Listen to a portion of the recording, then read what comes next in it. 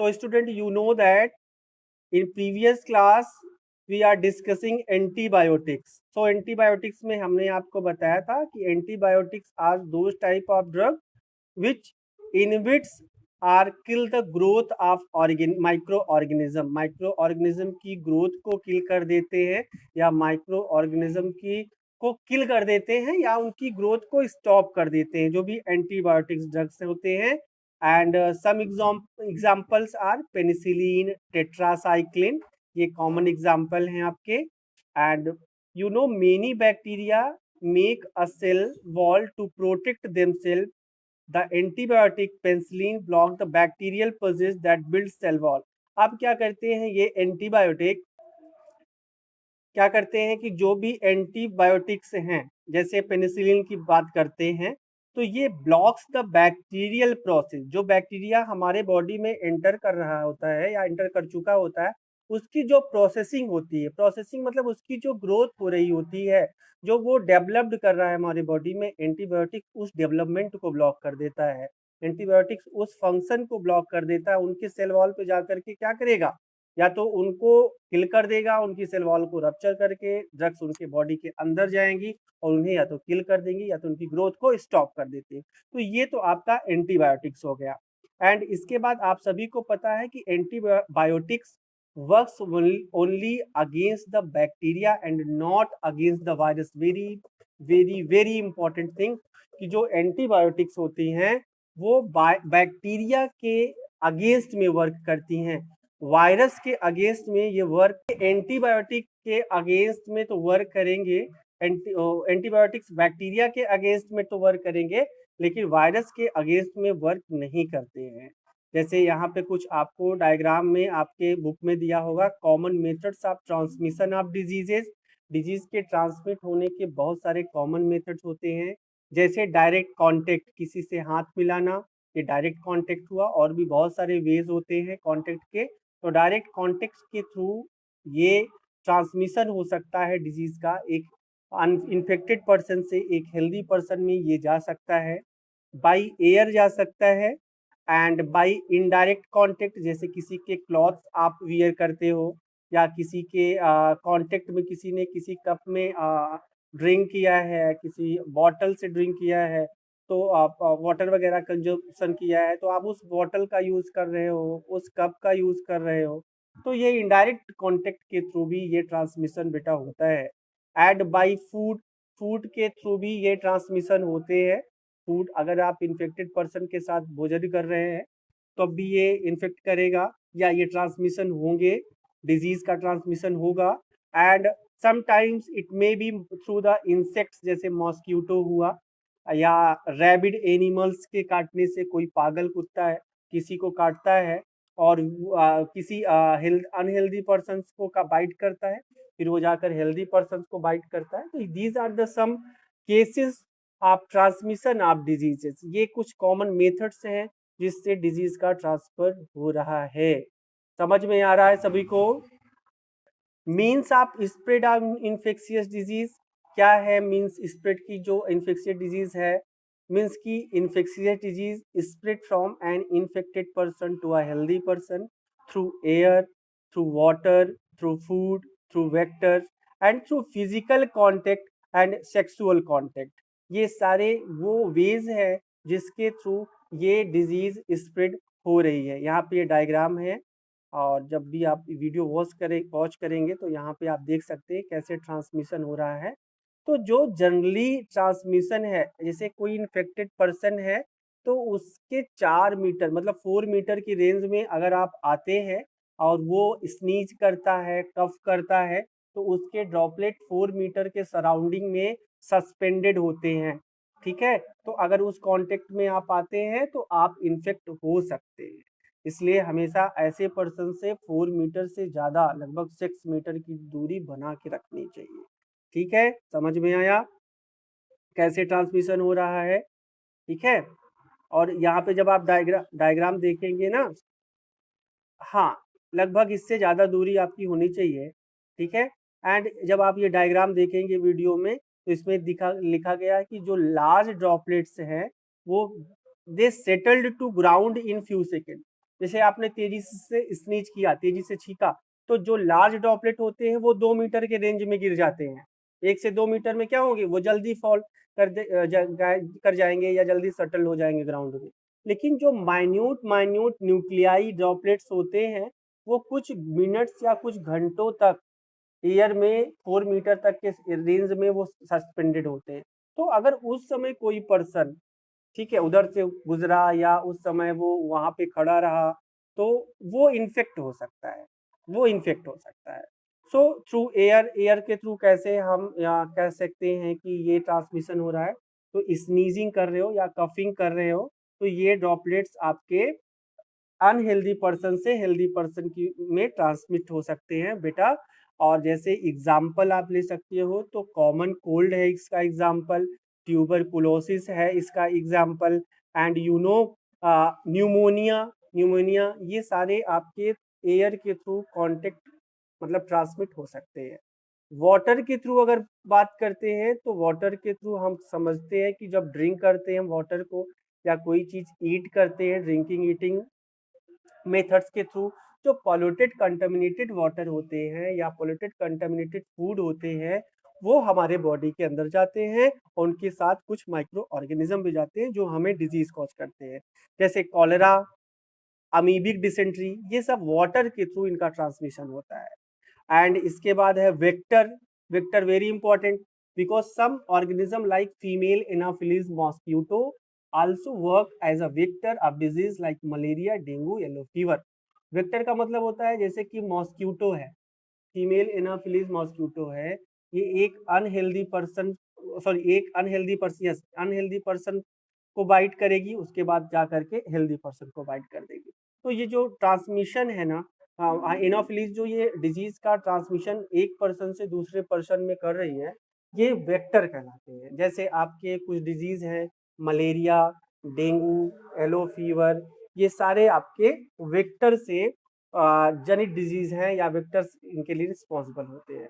And through sexual contact, तो बेटा sexual contact के थ्रू भी कुछ डिजीजेज होती हैं, जैसे सिफिलिस हुआ या एड्स का नाम आपने सुना होगा। तो ये सेक्सुअल कॉन्टेक्ट के थ्रू इनका इन्फेक्शन या ये पर्सन को इन्फेक्ट करते हैं। And AIDS virus can also spread through blood transfusion. AIDS virus बेटा ब्लड के ट्रांसफ्यूजन से, जैसे आप किसी को एड्स हुआ है वो किसी को ब्लड दे रहा है एक हेल्दी पर्सन को, तो इसका एड्स का वायरस इसके थ्रू भी हो सकता है। And from the mother to her child, माता से उनके बच्चों में प्रेगनेंसी के दौरान या ब्रेस्ट फीडिंग के दौरान ये एड्स हो सकता है या एड्स के होने के चांसेस हो सकते हैं।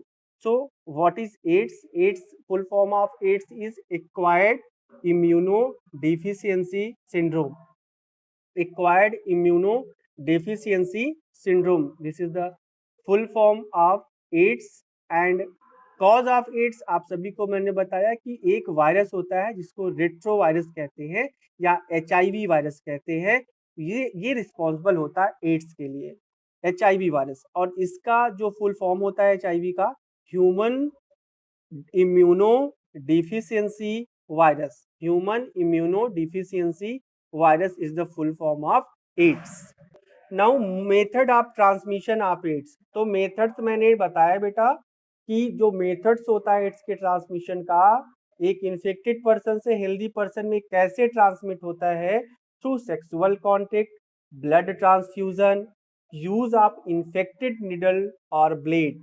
निडल और ब्लेड, नाई के यहाँ जाओ तो कह दो भाई आप नया वाला ब्लेड यूज करिए मेरे लिए, ठीक है, ये आपको कहना चाहिए उससे। किसी को इन्फेक्टेड है कोई एड्स से और उसी को इंजेक्शन डॉक्टर ने लगाया, या जो क्वेकर्स होते हैं झोला छाप डॉक्टर, वो लगाते हैं फिर दूसरे को लगा देते हैं वही निडल, तो वो क्या कहते हैं, उसको जो है ट्रांसमिशन हो सकता है। And they may also get transmitted from infected mother to her foetus. अगर माता को एड्स हुआ है तो वो उनके बच्चों को उसके होने के चांसेस हो जाते हैं। How we can prevent the AIDS? To avoid transfusion of infected blood, ठीक है, जो चीजें जिससे डिजीज हो रही है उस चीजों को ब्लॉक कर दो। जैसे ब्लड का ट्रांसफ्यूजन अवॉइड करो ऐसे पर्सन को का जिसका ब्लड पहले से ही एड्स से संक्रमित है। And this can be done by testing. ये कैसे हो सकता है? टेस्ट करो पहले उस पर्सन का, तब ब्लड किसी को दो, है कि नहीं? सब जब निगेटिव आ जाए ब्लड, तब आप उसको डोनेट करिए या किसी दूसरे को ट्रांसफ्यूजन के लिए दीजिए। And always use disposal needle and series. एक बार यूज करिए डिस्पोजल या सीरीज को, तो फिर उसको ब्रेक कर दो, डिस्पोज कर दो, दोबारा उसका कोई यूज ना करे। Avoid sexual contact with unknown person and avoid the same razor used in the salon. जो सैलून में सेम रेजर यूज होते हैं, उनका हमें क्या करना चाहिए? उन्हें डिनाई करना चाहिए। ओके, तो ये सारी चीजें आपकी यहाँ पे एड्स के बारे में ये था। Now organ specific and tissue specific manifestation होता है बेटा। मतलब ये क्या है, इसमें हम क्या पढ़ने वाले हैं? जैसे disease causing microbes enter in the body by different means and goes to the different organ and tissue. जैसे कोई भी माइक्रो ऑर्गेनिज्म हमारे बॉडी में जाता है, तो वो बॉडी में जाने के बाद हमारी सेल्स से होता हुआ वो टिश्यूज में जाता है, और टिश्यूज में जाकर के वो वहां से ऑर्गन में पहुंचता है। ठीक है, तो कैसे ये जाता है? जैसे माइक्रोब्स जो एंटर कर रहे हैं नोज के थ्रू, वो कहाँ जाते हैं? हमारे लंग्स में जाते हैं। जैसे बैक्टीरिया, ठीक है, जो ट्यूबरक्लोसिस काज कर रहे हैं लंग्स में, तो जनरली ये हमारे नोज के थ्रू हमारे बॉडी में जा रहे होते हैं।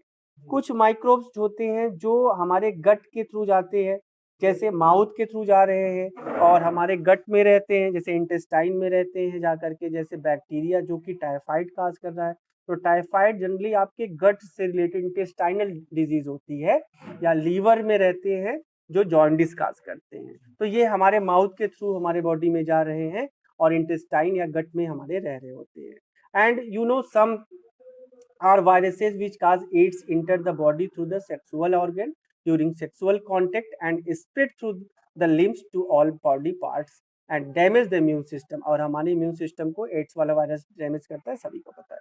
Now virus which cause Japanese encephalitis, एक ब्रेन फीवर होता है जिसे जापानीज इंसेफेलाइटिस कहते हैं, हमारे बॉडी में मॉस्क्यूटो बाइट्स के थ्रू जाता है, ठीक है, और हमारे ब्रेन को इन्फेक्ट करता है।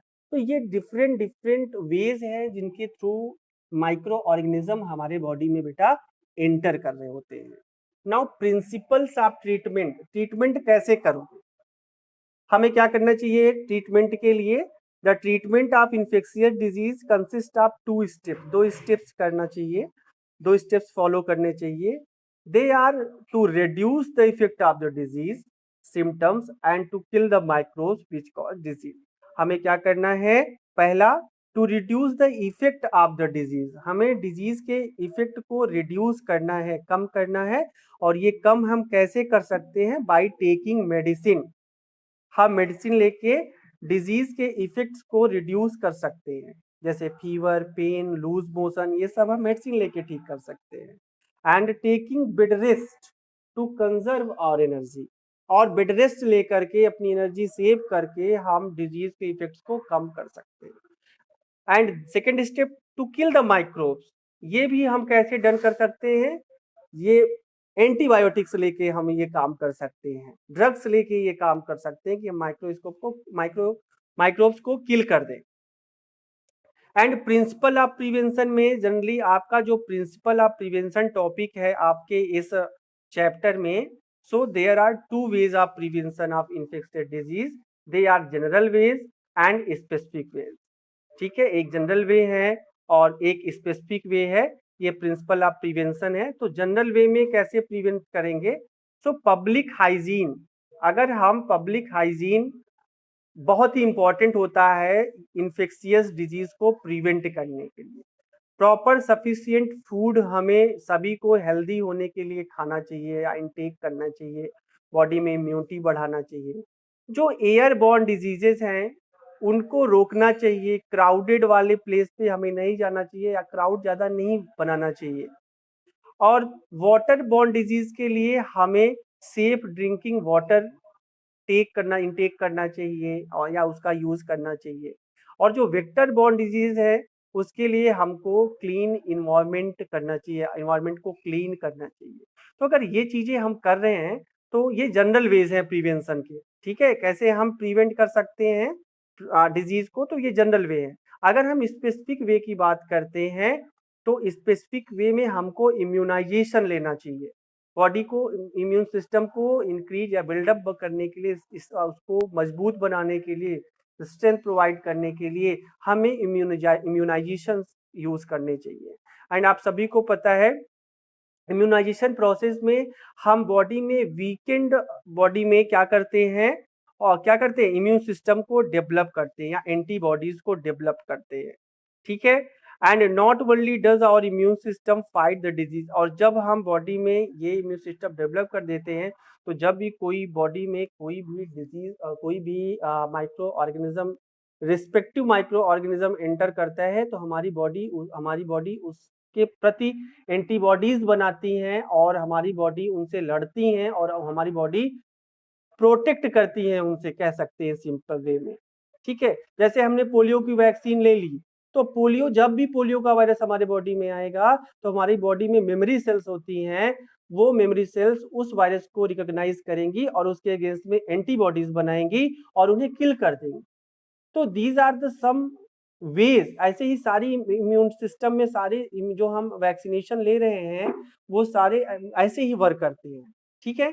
एंड दस next time if the disease will strike the host body with full vigor, the body will be able to protect itself with the help of these antibodies, जो मैंने बताया। अगर सेकेंड टाइम आपकी body में कोई भी micro organism enter कर रहा है तो ये उसके प्रति क्या बनाएगी, एंटीबॉडी बनाएगी और हमें क्या करेगी, हमें सेव करेगी, हमें प्रोटेक्ट करेगी। And this is also the basic law followed by vaccination programme done for infants. और इसीलिए बेसिकली वैक्सीनेशन प्रोग्राम जो है गवर्नमेंट के द्वारा चलाए जाते हैं, इन्फेंट्स को ही वैक्सीन दे दी जाती है कि जो ऐसी डिजीज हैं उनके प्रति वो उनकी बॉडी में इम्यून सिस्टम डेवलप हो सके और फ्यूचर में उन्हें इस टाइप्स के डिजीज से, जैसे पोलियोज हुआ या जो भी और बहुत, जैसे अभी सब वैक्सीन दी जा रही है कोरोना वाली, तो ये क्यों दी जा रही है, क्योंकि फ्यूचर में अगर ये आता है हमारी बॉडी में तो हमारी बॉडी इसके प्रति एंटीबॉडीज बनाए और हमें प्रोटेक्ट करे, ठीक है। लिस्ट ऑफ फ्यू डिजीजेस है, जैसे आपको मलेरिया प्रोटोजोवन डिजीज होती है और इसका जो कैरियर होता है वो फीमेल एनाफिलिस मॉस्क्यूटो होता है, कॉकरोचेज वगैरह होते हैं। टाइफाइड बैक्टीरियल डिजीज है, सैल्मोनेला टाइफी से होती है। एड्स वायरल डिजीज है, एचआईवी से होता है। एंड डेंगू भी वायरल डिजीज है, याद रखना, डेंगू वायरस से होता है। और जो एजेंट होता है female Aedes aegypti mosquito, video में आप देखेंगे सब कुछ क्लियर रहेगा, फीमेल एडीज एजिप्टी मॉस्क्यूटो होता है। एंड वॉर्म्स की बात करते हैं तो कुछ वॉर्म्स होते हैं जो इंटेस्टाइन में होते हैं, जिसके स्कैरिस वगैरह।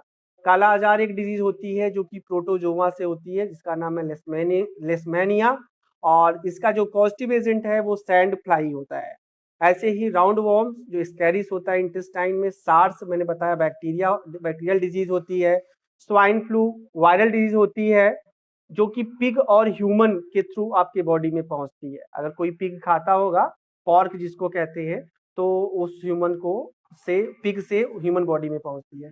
बर्ड फ्लू वायरल डिजीज होती है एंड ये बर्ड से जैसे हेन वगैरह हो गई, इनके थ्रू या बर्ड्स के थ्रू ये स्प्रेड होती है। एंड इबोला वायरस, ये इबोला जो होता है इबोला वायरस से होता है। तो these are all your chapter from your chapter why do we fall ill. Now it has been completed, so thank you for watching.